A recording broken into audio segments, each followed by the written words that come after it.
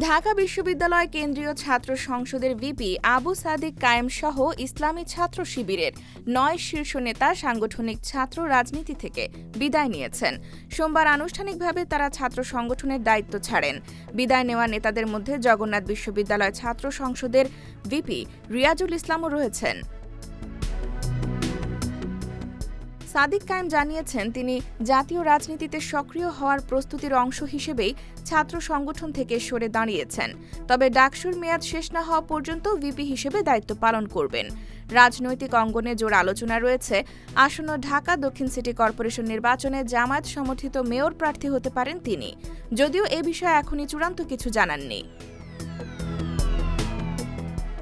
ছাত্র শিবিরের secretary general Sibghatullah সিকবা বলেন, সংগঠনের ষান্মাসিক নেতৃত্ব পরিবর্তনের অংশ হিসেবে যারা জাতীয় রাজনীতি বা পেশা জীবনে যেতে চান তাদের বিদায় দেওয়া হয়।